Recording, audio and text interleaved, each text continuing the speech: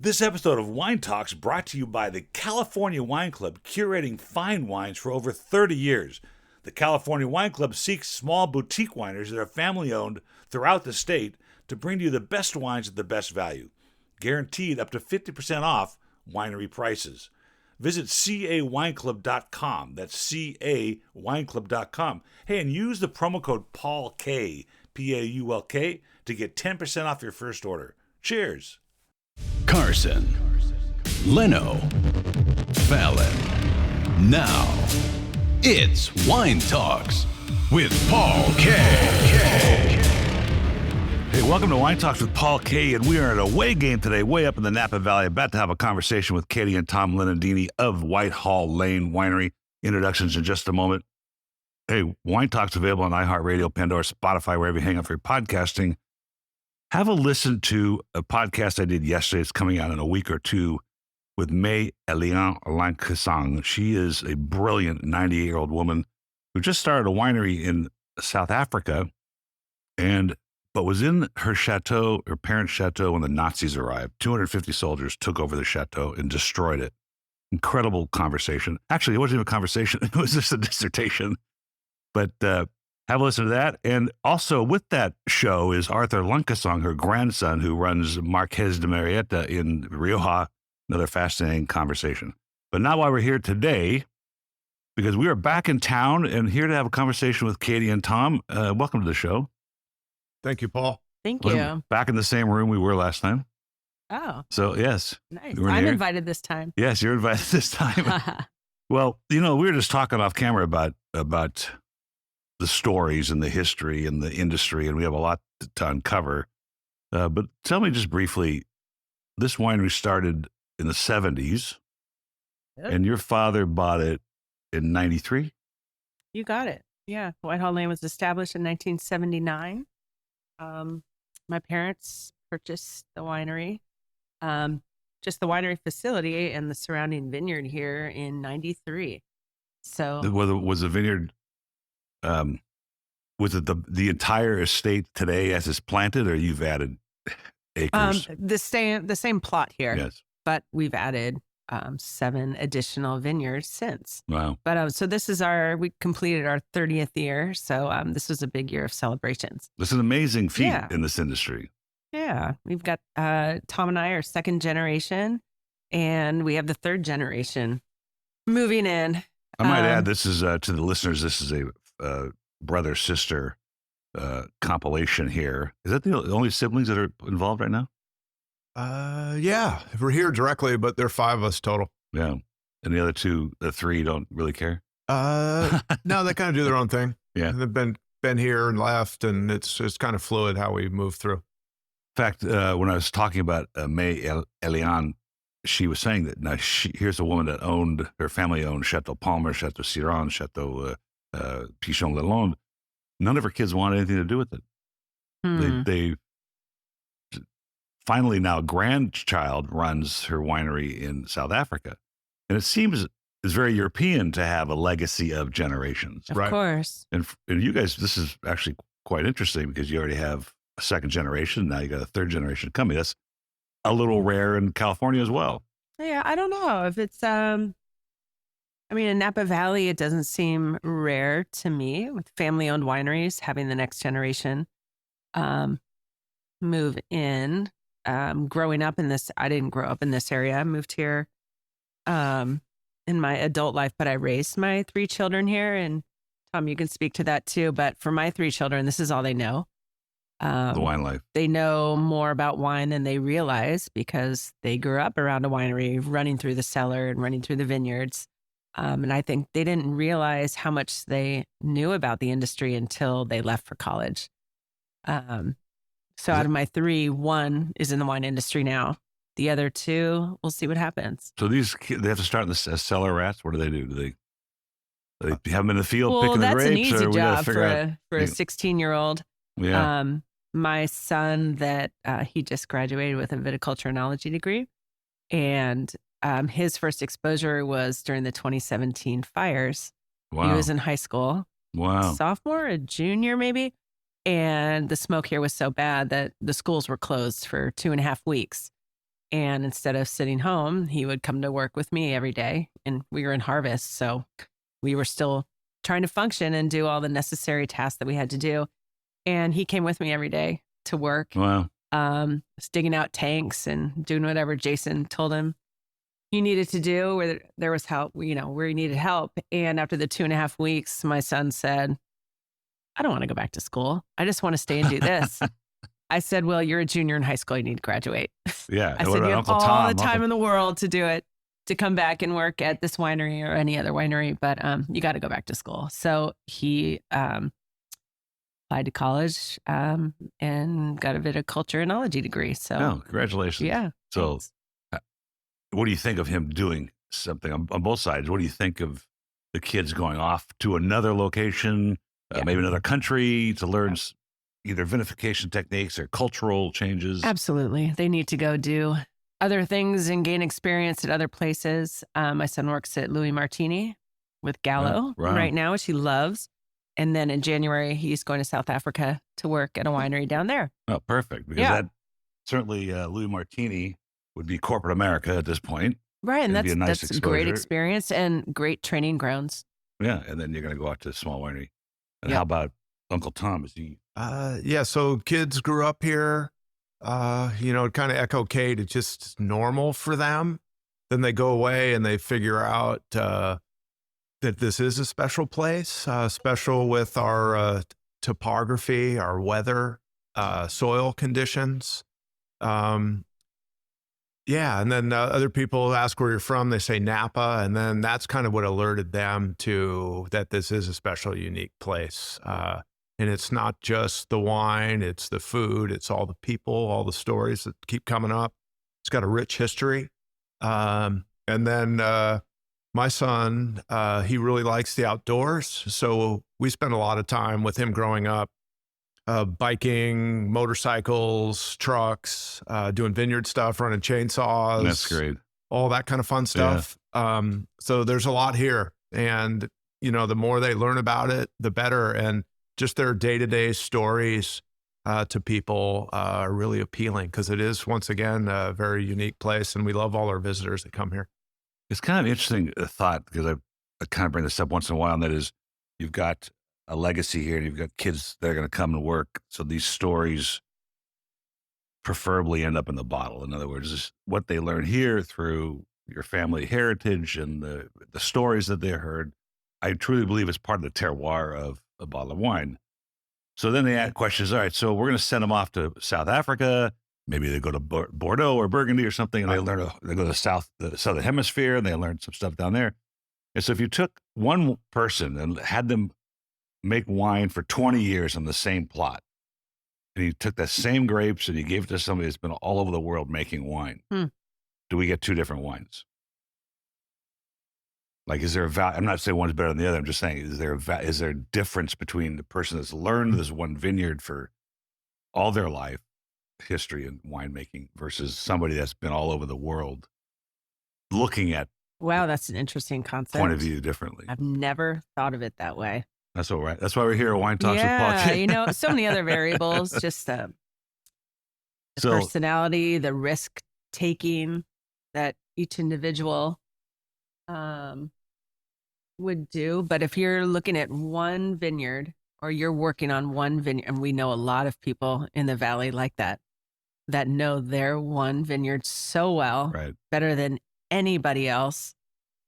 And they make one fabulous wine. I mean, there are those in Rutherford that make Cabernets that do that. Now you have someone that has 25 years of experience traveling, like you said, Northern Hemisphere, Southern Hemisphere. Gosh, I mean, Jason Moulton, our winemaker, is younger. He's in his early 40s, but he's traveled all over the world. That's a good answer. He's experienced. You hired somebody harvests, that does that. Yeah, Southern Hemisphere, Northern Hemisphere, many different countries. And he often recollects on all of those experiences. It's kind of a short career, he would be the latter that you described. Isn't it sort of a short career? I mean, you got if you got 40 vintages under your belt, you'd probably be a tenured winemaker. I mean, and then if you're lucky, you can be like a director of winemaking, and then there's consultants where they're not doing, all the right. heavy lifting, but sharing their wealth of knowledge. It's a concept I don't think the public understands when it comes to true winemaking. You don't get a lot of time to do it. It's a once a year product that you have to nurture along the way and try and figure out, what it is. So here, what are you guys trying to do with the Leonardini brand, the Whitehall Lane brand? What are we bringing to the table that you'd like people to know? You're on the road. What do you like to tell? What do you say on the road? I mean, I can tell you the stories I tell our clients that come into the winery. But what do you like to tell people when you're on the road, Tom? Another good question. A lot of our inspiration, whether Americans like it or not, come from Europe. Mm-hmm. With its, it has a longer, more rich tradition in wine than America, even though we're very proud of ours, especially in California, Napa Valley.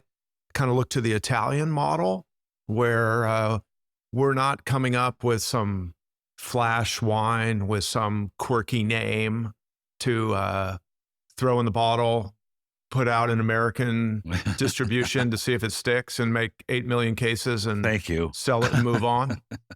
A lot of the emphasis is focused on those types of brands. But for us, it can almost be a somewhat repetitious, boring story where we own our own vineyards over time.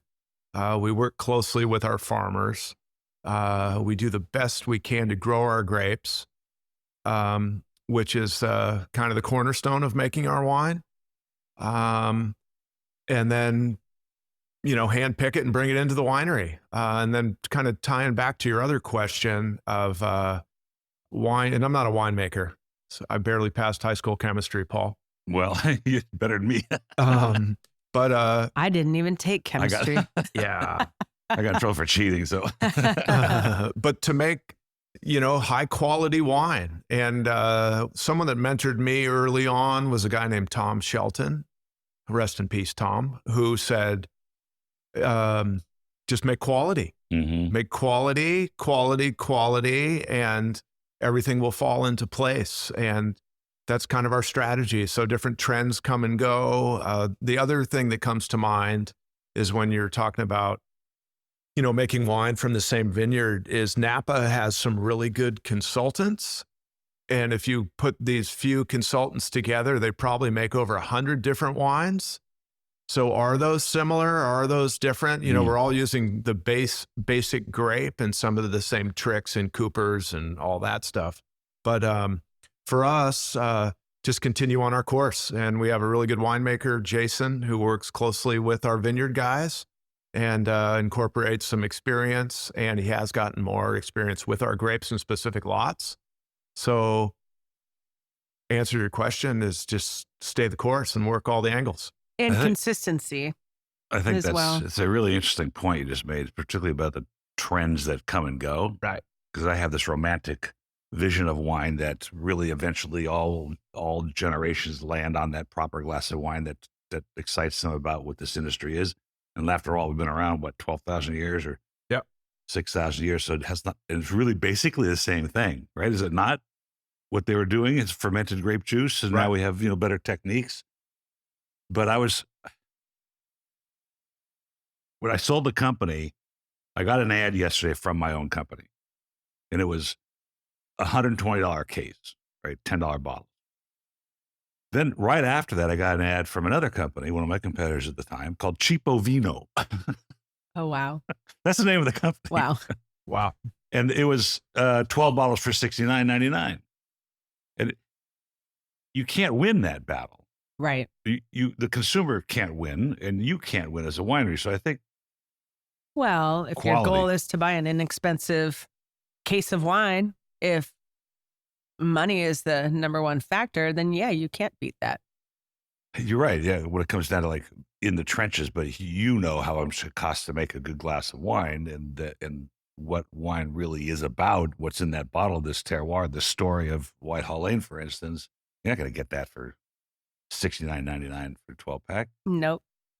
So we'll have clients that come in or club members, it doesn't happen often, but will call and say, I know I get this discount as a club member, but why can't I get, 35% off? Really? And I've gotten on the phone and high level gone through the numbers with this person. Really? It's estate fruit and farming costs and competitive wages and the packaging costs and insurance and all that. Like we can't give you 35% And the off. margins suck. Are those you may break even. And this winery down the street from you gives it to me. And I said, well, if your primary focus is getting the cheapest wine available, then you should buy from them. Yeah. Well, I can't help you. We talked about that a minute ago about the internet companies. I try not to call them out too often, but I know for a fact from my competitors that they're paying 50 cents a liter, which is approximately what, $4.50, for the juice in a case of wine. I mean, you can imagine that? No. What you're getting for that? And then they put it in a nice silk screen bottle. They pay a little more money for that, maybe with a real cork. Mm-hmm. And all of a sudden, it looks like a pretty good wine, but it really is not. And look, let's face it, Wink, the largest DTC company in America went out of business, went bankrupt because they were Ponzi scheming their acquisition costs. Mm-hmm. But that goes back to this idea, this trending idea, which every generation has its trends, but eventually we have a glass of Leonardini Cabernet and we kind of go, wait a minute. This is different than everything. So the current trends are packaging. Yeah. Cans, Tetra Paks, 375s, 187s even. Right. And then one thing that comes to mind when you talk about wines at that price, and I was recently at a wine institute tasting, and the table next to me was a guy that I've known for a long time, and he works with a series of wineries out of the Central Valley, and they're able to come up with really competitive pricing. And it's just based on their grapes and the economies of scale. And that's not possible with our model. We're being Napa Valley vineyard owners and winery owners, but those lower end wines do serve one purpose, I view, is as an entry level wine for people. Mm-hmm. And so you might get them off an RTD or a beer or a distilled thing, and then they work their way up. I have two daughters. We have two daughters. One lives in San Francisco in the Marina. San Francisco is taking a serious beating by reputation in the media. They've targeted it. It does have its issues, but it's not as bad as it comes across. But it has created opportunities. Rent has gone down, so a lot of the youngsters have moved into the cities. A lot of the old guard restaurants have closed and new ones are opening. And an exciting trend, and this is all over the wine media we all read, but these kids are looking for, they're adults, so they drink legally. Authenticity is overused, that term is, so they know where it's from. And this applies to the food and the wine. So they'll go have expensive, Japanese omakase type meals, and then they'll order high quality wine and liquor and beer, and they're consuming less of it, but higher quality. And that trend, I think, is great. And that's kind of where I see our success and our segment continuing to prosper. I think you're exactly right, particularly the food side of that, which will lend itself to the wine side and the distilled spirit side even. Yep. And I think transparency is key, and what we're doing here in terms of labeling, which adds on to what Tom was just saying, vegan and gluten-free. Mm-hmm. I mean, not every wine can label itself that way. And so you're not using egg whites. Right. And you're not using fish bladder.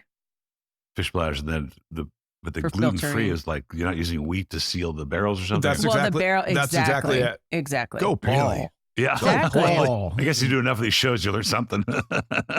So I don't think, it is a trend, but I think that is a trend that will last because food sensitivities and transparency, and people want to know what they're consuming. And so we'll be adding those going forward, vegan and gluten-free on our labels. What do you think of that? What do you think of the labeling ingredient idea that's been batted around? I think Europe just adopted something. It depends how restrictive it is. Yeah. Right. I mean, you're talking how about demanding they are. And we're not hiding anything. And a lot of these giant wineries, they are, but it's not just wine that has, strange things in their food and beverage products. So, well, the comment I got once was like, you don't go back to the kitchen at a restaurant and say, what are you putting on my steak? Right, And I'm right. like, well, that's kind of an interesting thought, right? yeah, they put a cube of butter on it. That's Yeah, why it tastes so that's- good. well, that's Butter and salt. salt. That hurts me mostly. Ugh. But I think that's interesting because the same trend of what you're talking about of sustainability, which I think is a very important part of our industry, is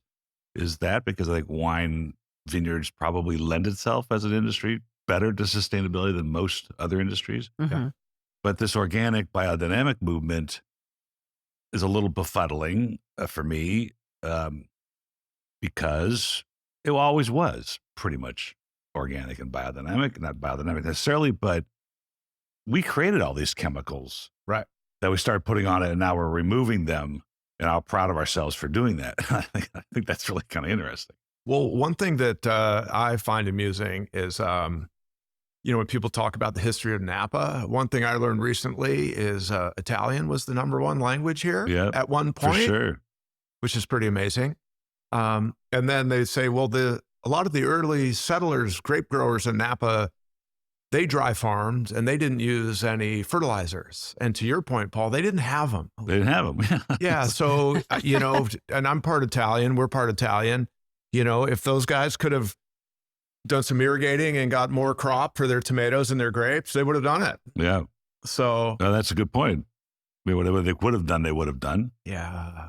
But back to the question, and it is kind of the American way, and we love America, but there isn't always something new and exciting with our approach to the wine business. It's consistency over time. And, I blink and 30 years have passed for us. And there were Wow. little over 100 wineries when we started, and now they're over 500. We were kind of laughed at by some people who we were raised as kids not to care what others think, luckily. And it's like, okay, you're right on the highway. Oh, you don't want to be on the highway. You want to be up in the hills. Well, then, fast forward 28 years. Well, fast forward to the recession in 08 and 09. 08, And people 09. weren't traveling. They were maybe doing day trips, and we saw more traffic Yeah. and walk-ins and You did during clients than those up in Yeah. the mountains. And that's a then, good point. That's interesting. right. And then the tragedies we've had here with fires is we're on the valley floor. So we're not in some wooded area. And our winery was in jeopardy, but survived as a couple of our other vineyard properties did.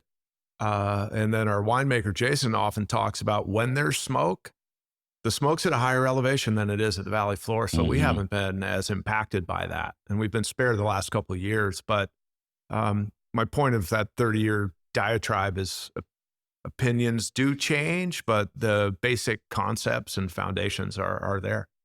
Hey, let's take a break for our sponsor, Total Wine & More. There's always something new to try at Total Wine & More. I love this place. The other day I was in looking for a Napa Red and stumbled across the Prosecco aisle and had to buy this Prosecco that was fabulous for under $8. A great alternative to other types of sparkling wines. And then there's French Rosé at under $7, which is incredible. A huge selection of Kentucky bourbon. And with these low prices, I had to get both the wines that I was looking at. With the lowest prices over 30 years, always find what you love and love what you find at Total Wine & More. You can't buy spirits in Virginia or North Carolina. Please drink responsibly, and you must be 21 to purchase. That's Total Wine & More. Check it out. Back to the show. This proliferation of wineries here, I mean, it's impossible. Is it almost virtually impossible to come here, buy a few acres, and plant some grapes and actually make $1? Because you got to sell that wine for, if it's $10,000 a ton for grapes, you got to sell a bottle for $125 a bottle. I mean, does that almost seem like a virtual showstopper? Back to love of America and California. I mean, what are we, like the California, if it was its own country, would be, I think, Like 7th or something? yeah, 7. I was going to say top 10, 7 Well, it to was 5 5th, but now we're 7th. economy. But tremendous resources come up here, Yeah. and people try to give the wine game a go, as an Australian would say. And then some people come out of the gate and will charge $300, $400, $500 a bottle. And then you look back to the European model, and that winery that charges that much might be centuries old. So it's back to the consumer and what they pick. But to answer your question, yeah, there are tremendous barriers to entry here. Well, what do you think it is about the wine life that looks so intriguing from the outside? And we know how hard it is. Right. I wonder what it is about a developer, a surgeon, an eye surgeon, somebody that's done well, like building freeways, and they come up here and they like spend the money there, and there's a ego or a brand value to making a wine for yourself. But what is that? Why is that interesting to people? Is it the romance? Is it the Paul, ask them. Don't ask me. the connection? Yeah, you started. I like that answer. I But it's just sort show of a up in my rhetorical jeans question. and boots and come to work. I don't know. It's a rhetorical question, really. I mean, there's something romantic about this industry and what we do and the lifestyle, but the lifestyle is not as real as glamorous as it looks from the outside. Well, I guess there are worse places you can live. Well, of course, This isn't a bad place downplay to it live. that much because we So- love it. So for me, it's kind of pride in what you do. And we actually make something that's tangible, which is kind of unique in America. And then my favorite part of our business is the people that come. And the people that come to the winery, the people that might come to an event when you're traveling. And that's what's refreshing for me, by sharing our family's wine and our history and our story. It always goes back to the story, with people that are happy and receptive and on vacation. Yeah. And people come here for fun, and people party and eat good food and enjoy the outdoors. And there's always a new batch of people coming through, and our old favorites. So it's a constant flow. I think that goes back to what you were saying earlier, which is taking what's going on in the wine industry and the internet. Like I just explained that situation, and here you have an honest product that's got your name on it, that's got Right. your branding on it, that has your sweat and tears into it, and that creates an experience for people to come and have that conversation with you, and to go home back to their regular lives where the kids are pulling on their shirt tails and have that glass of Leonardini Cabernet or your Whitehall Lane Cabernet and go, I remember that trip. And I Yeah. think that's different than any other experience you can get. I agree. What's lots of industries do this, but for the wine industry, smaller family-owned wineries, people don't realize like all that. So we have our vineyards. So we grow our ingredient. We grow our grapes. We go through that whole process. Once the grapes are harvested, we bring them into the winery. We process them. We crush them. Go through fermentation. Then we put them in vessels to age them, especially Cabernet, 24, 26 months. After that, well, in the meantime, we are selecting our barrels, selecting our tanks, determining how we'll age them. At the same time, we're purchasing all of the packaging products. We're deciding the best glass, how the labels will look, the cork, all of that. And family-owned wineries do this. And then after 26 months, we bottle them. After bottling, we need to market it, advertise, and then ultimately sell it. And, for large corporations, they have departments that do each of these responsibilities. But family-owned wineries, we do all of it, from growing our ingredients to getting it through the aging, the packaging, and then having to sell the end product. There is so much to it, and people don't realize. The positive side is, you want to be in the wine industry? Yeah. You can you can be a farmer, you can do marketing, advertising, selling, and there's so many things you can do within you're right. wine The business. facets are endless, and it's business is business, right? Yeah, but it's a lot to it. Since you brought all that up, what does the board meeting look like between brother and sister and dad and the rest of the gang?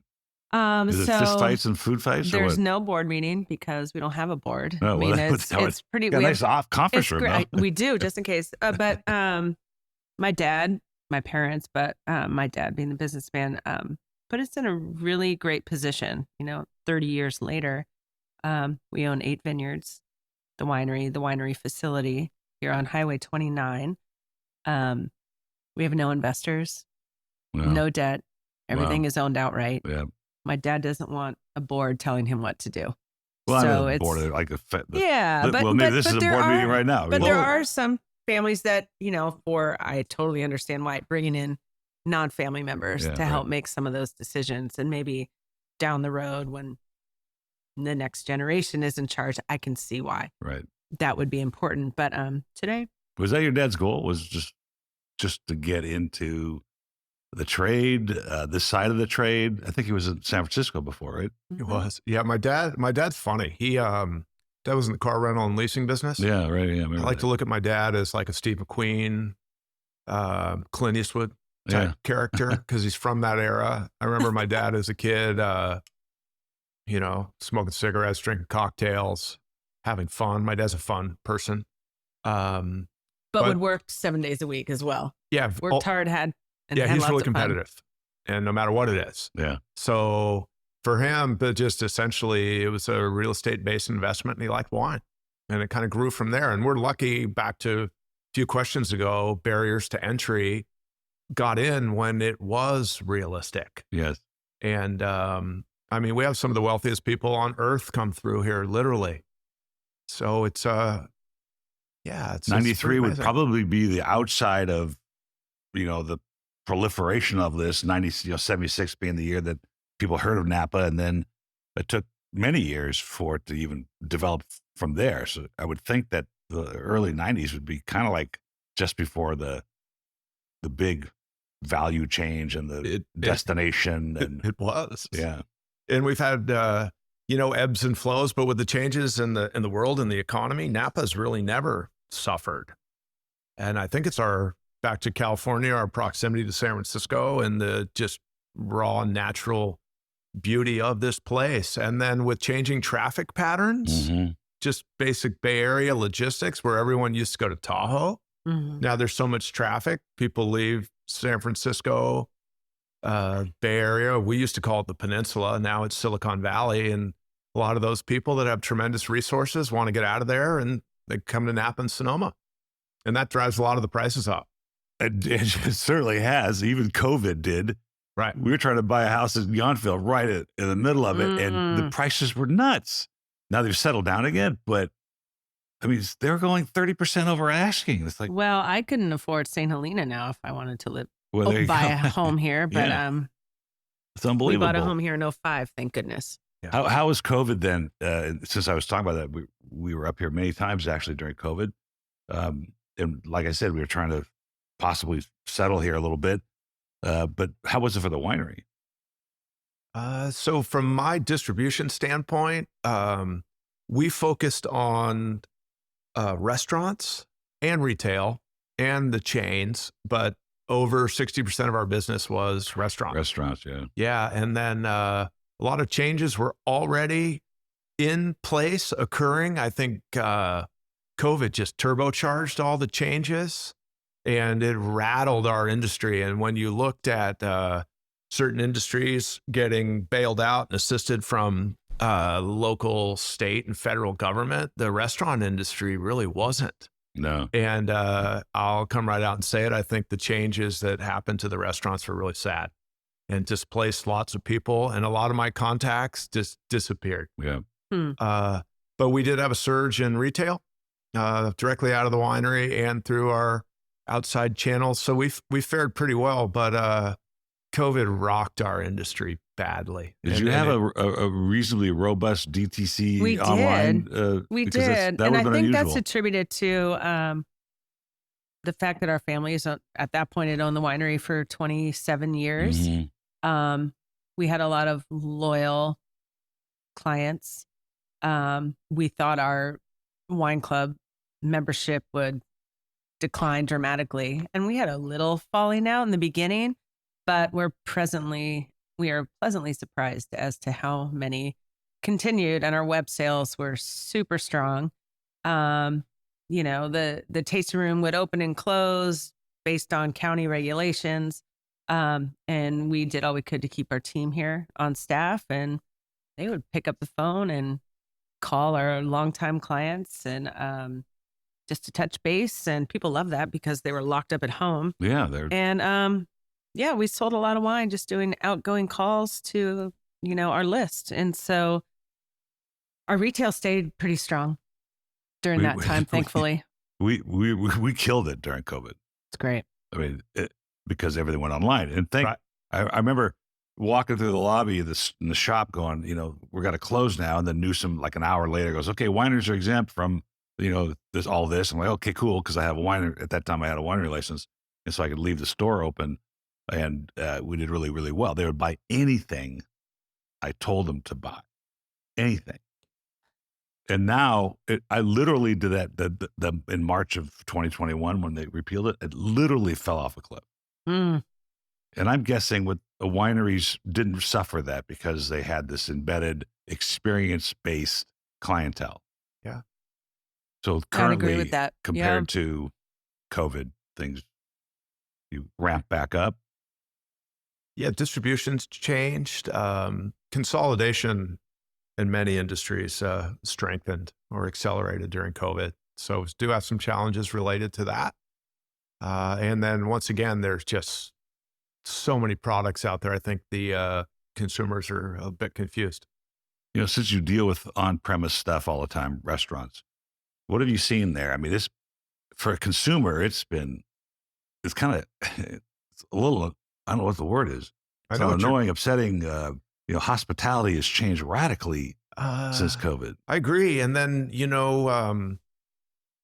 a lot of people, the skilled people in the restaurant and hospitality industry, I think they stopped working as much as they were used to their whole life and they didn't want to go back to it. Yeah. So I think the level of hospitality has dropped. And then inflation, restaurant prices, this isn't a slam on restaurateurs. They have to charge more. And I think people have sticker shock, and it can apply to wine too. So what happened to the prices here? They've stabilized. Restaurants? Yeah, I think the Cabernet, I just presented the Leonardini Cabernet. I don't think the price changed much.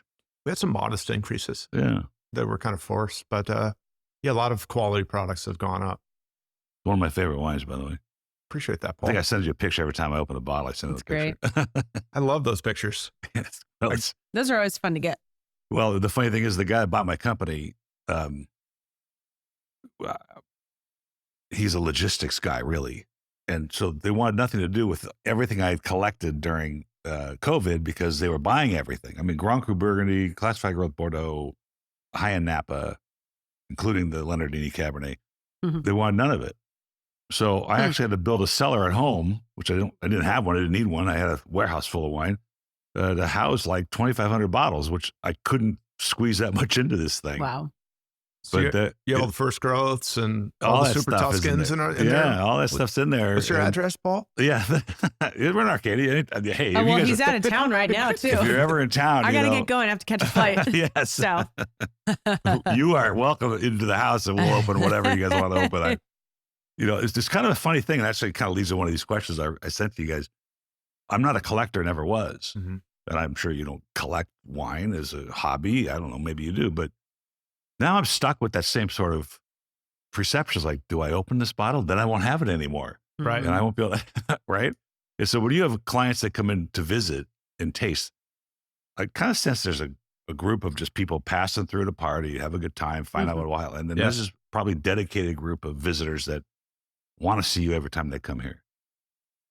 yeah, for sure. I mean, it's just There's so many wineries. So, doing yeah, they always, The we have the stories you people hear. that come when they travel, once or twice a year to Napa Valley. And they Yeah. always come here. And then, a few other favorites, but then they're always looking for a new place. What new place can you tell us about? And I love sharing that too. Yeah. And it's wineries that personal friends own, where I know if I send them there, they'll be treated well and they'll enjoy the wines. But yeah, we always have those regulars that come in once a year, call us in advance, get them set up. That's Yeah. nice. Yeah, it's I fun. think that's how they tell their friends and what they do. And they want to know what the new restaurants are and where they should Yeah, of go. course, yeah. I love that. Yeah. Well, that is part of what the new world of wine in America is, right? We have no shackles. We can produce what we want, and we Right. can Mhm. prepare the food that we want. Yeah, and another piece of a family-owned winery too is customers that I got an email yesterday from someone who I met him here in 2009.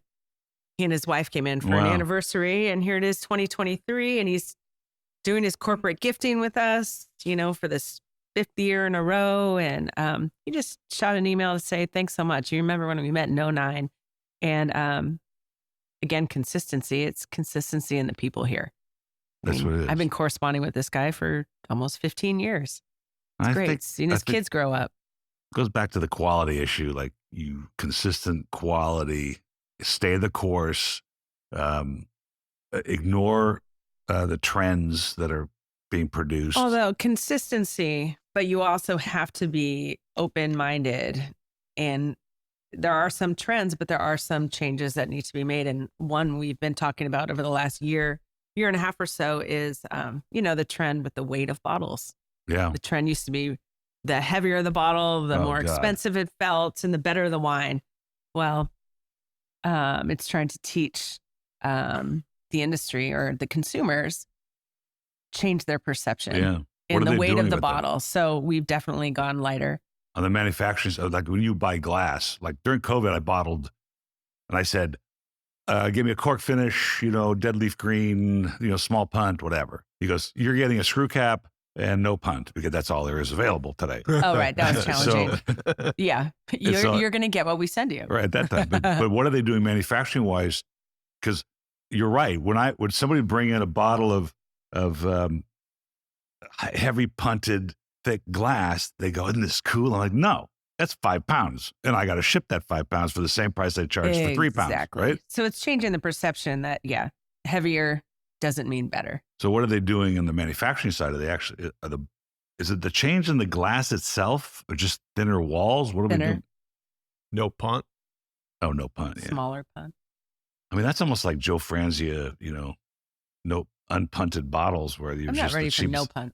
So my thing is, this goes back to the luxury thing. And if you look at the automobile industry, they're still making big, heavy cars with big, giant engines. Yeah, that's true. So, and then as the industry changes. Well, our consumers like free shipping. You can't do free shipping, $1 shipping. Right. They don't like to pay a lot of money for shipping.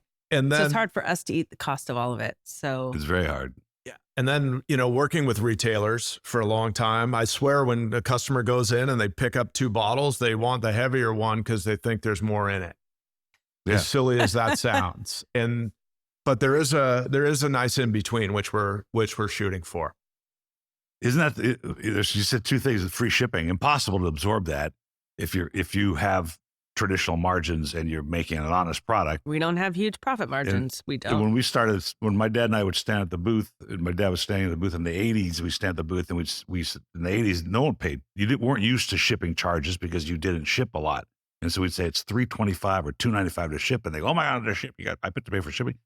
And then it got to the clubs that were doing free shipping, and that sounded so good. But we know that FedEx and UPS aren't shipping it for free. Right. So it's coming out of the margins, and that's coming out of the quality. I mean, effectively, that's what happens. So now you walk into Whole Foods and you see a 1 liter plastic bottle that looks like a 750 because the plastic's so thin. Right. And so the consumer doesn't really know they're getting an extra 25% or whatever it is out of that. And that's a confusing thing, I think. But packaging alternatives are pretty hot. There's Tetra Paks, there's cans, there's plastic. Right. Have you pursued any of those, looked at any of those? I don't think it fits our price points. Yeah. Exactly. And I think of all the outdoor stuff, which I really like. If you're skiing or biking or hiking, like maybe one of those plastic bottles would be great. We would put them in a empty water bottle. So I was just going to say, you take our Sauvignon Blanc and put it in here. What's the problem? Right. But Exactly. then again, if you want, I really like Anthony Bourdain. Yeah. And like what he'd say, and like, what's your favorite food? What's your favorite wine? And it would be at that moment where you are. Mm-hmm. So, if you're hiking or something, you have that plastic bottle. And then if you have a high quality meal, which you might eat out of the back of a pickup truck, you break out that glass bottle and the corkscrew and go through the whole ritual, which is important to people. I sometimes think it applies to any industry probably, but it's like, are you thinking about the industry or are you thinking about our customers, our consumers? And I don't want to be too far ahead of the customers. Well, it's an important feature. And I had a conversation with a Cornell professor whose job it is to create a food grade lining for cans that will last 24 months. So for me, as a romanticist in this industry, I'm like disgusted by this idea that I had to create something that's going to help the wine stay in a can for 24 months. That's just kind of gross sounding. But his motivation, besides job security, is Mhm. the carbon footprint of a can is substantially less than a glass. And I don't personally think that's the great reason for putting wine in a can, because all the ones I've ever tasted have been over-sulfured and all kinds of problems with them because the can is not The a ideal for that. vessel. Right. Or a Tetra Pak. But now there's a bag in the box that's like, that equates to like a $40 bottle of wine, Hmm. you know? So maybe I'm just an old school romanticist and I'm not keeping up with the times, but I think there's some value to the glass. I think the thin wall glass is a good idea, at least to maintain that. Only because I'm a shipper. I used to be a shipper anyway. Right. Right. No, I agree with you on that. It Yeah. was the old days of, I was telling you, I think I found one of my dad's cards, that we used to run through the machine to charge it. It was like $2.75, to ship a 2-pack of wine. Wouldn't that be nice?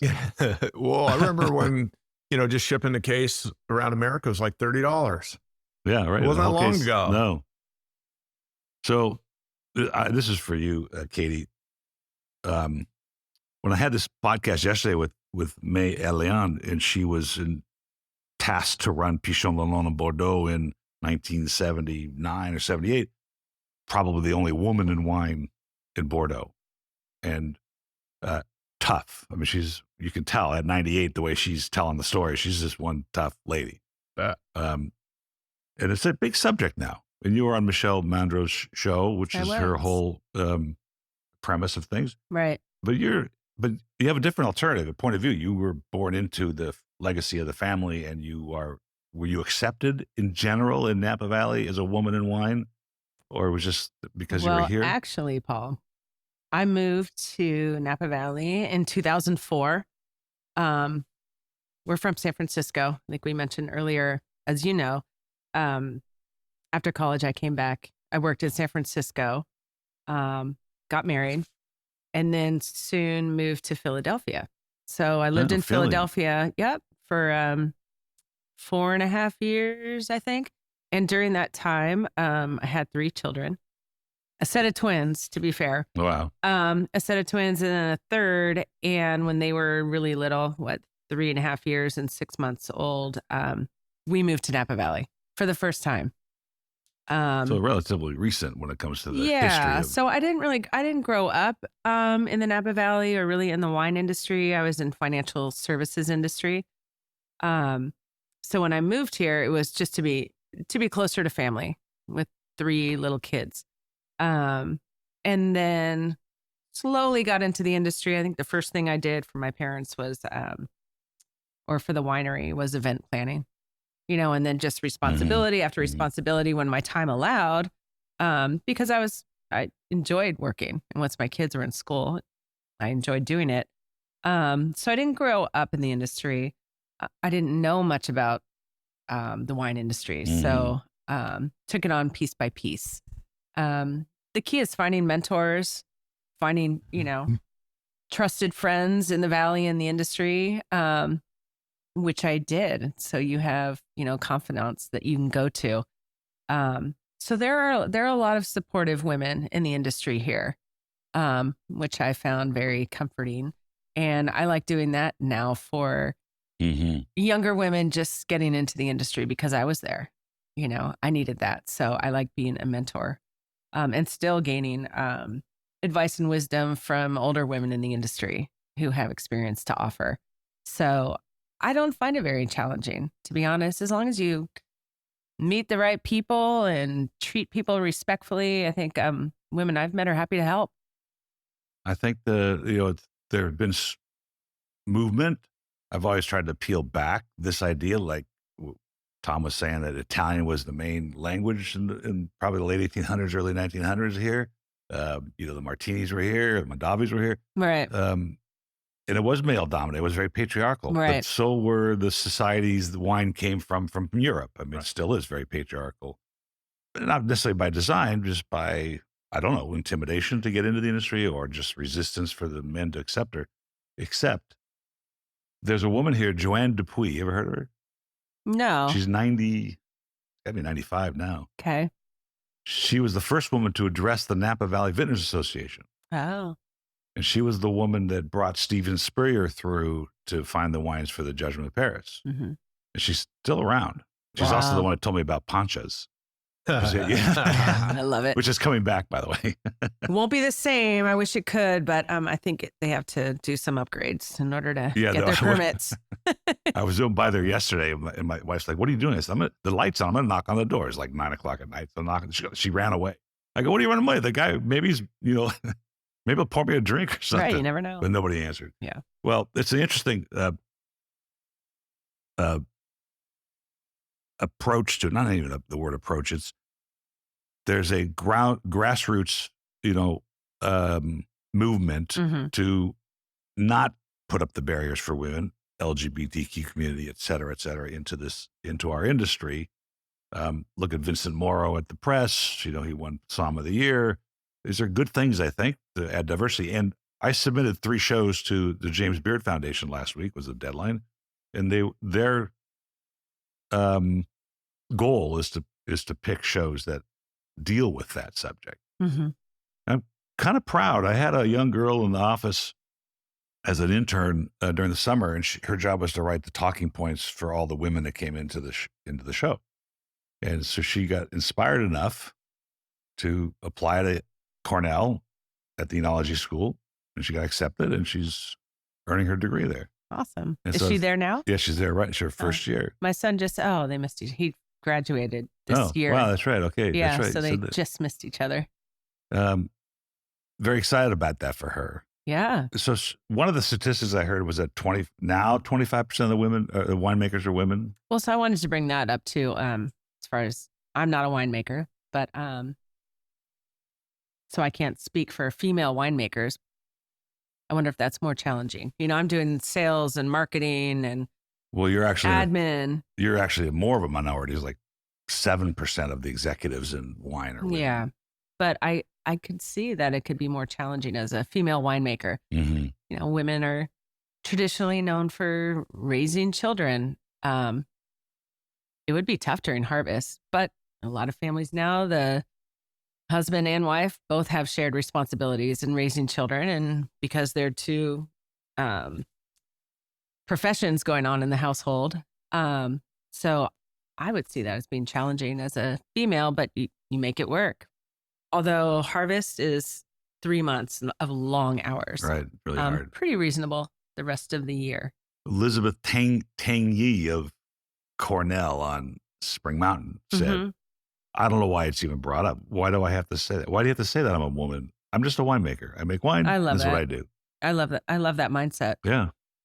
She was tough. Well, I was going to say, back to Californians, I think we lead the country in a lot of stuff. And so that's true. We're proud Americans, but I'm a proud Californian too. And I think a lot of our diversity kind of happened naturally, and it's continuing to evolve, which I think is awesome.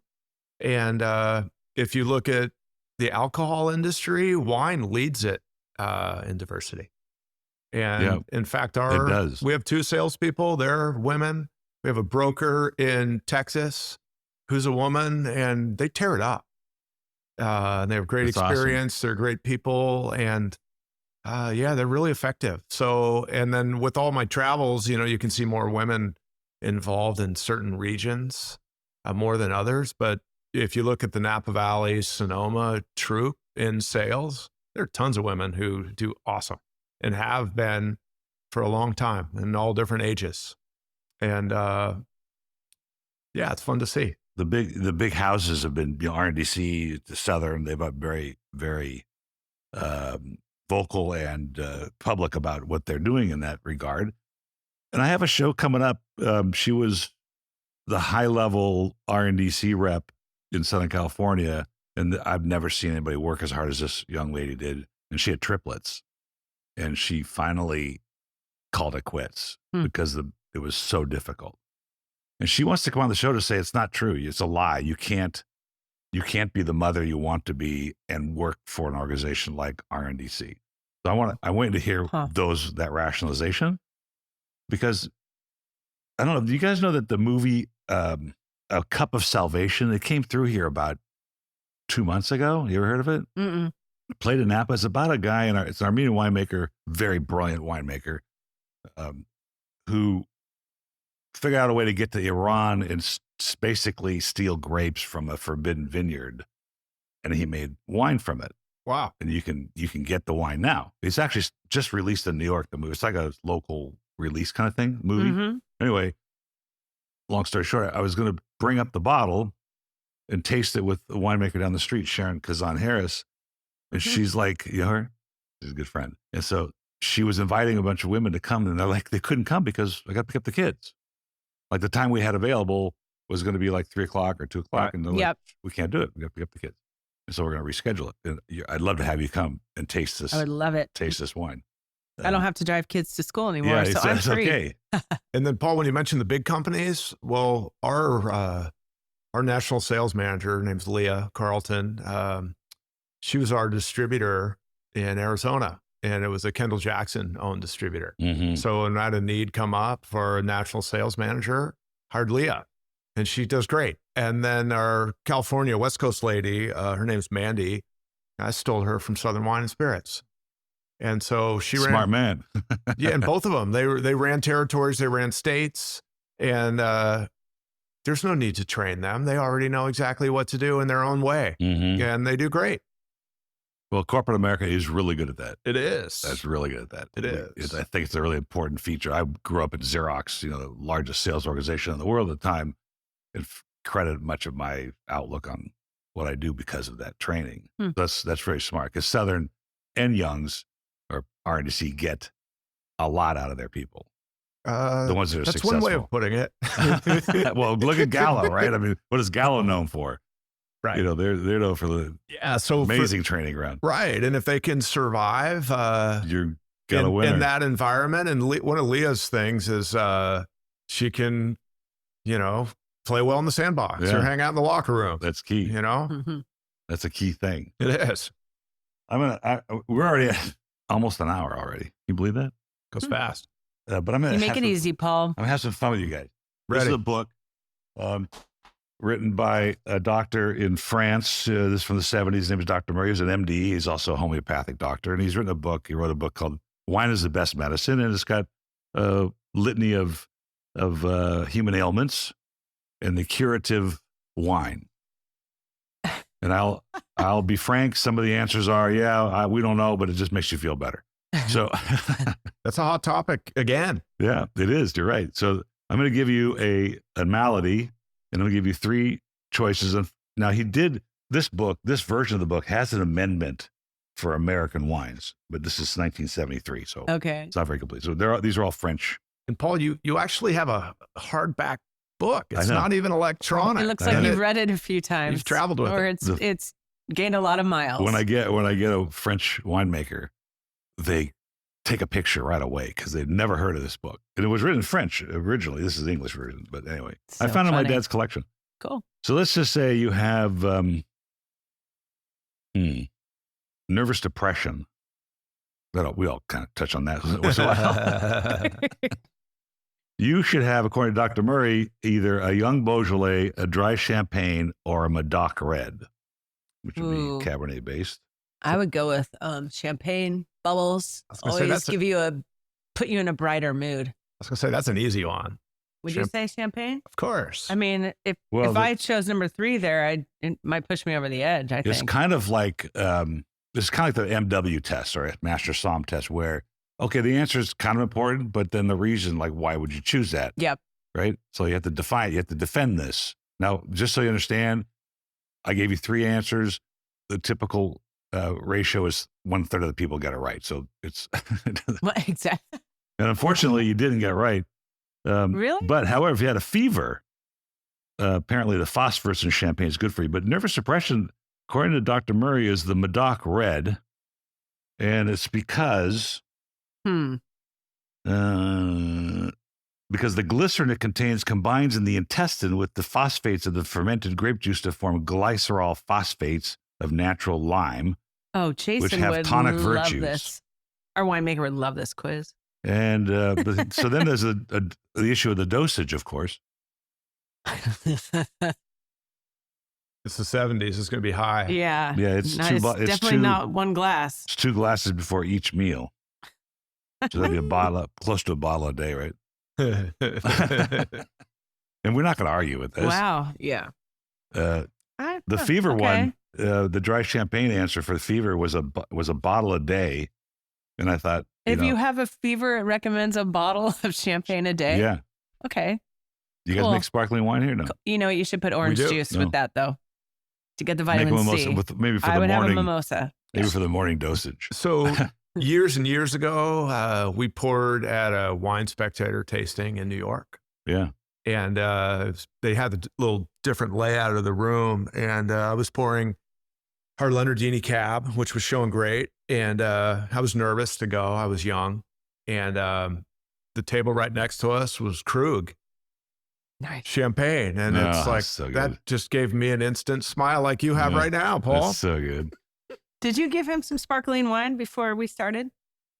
No, Did you know we make a sparkling I wine just now? asked that. He said, I didn't know that. No. It's Make really a- good. Make a really good one. We'll send you with some. Yeah, that'd be great.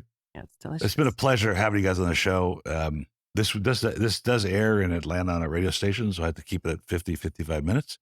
But so glad to catch up with you guys again and what's going on here at Whitehall Lane, and I hope we can do it again. Thanks, Paul. Been a pleasure. Thank you, Paul. Thank you. Cheers. Appreciate it.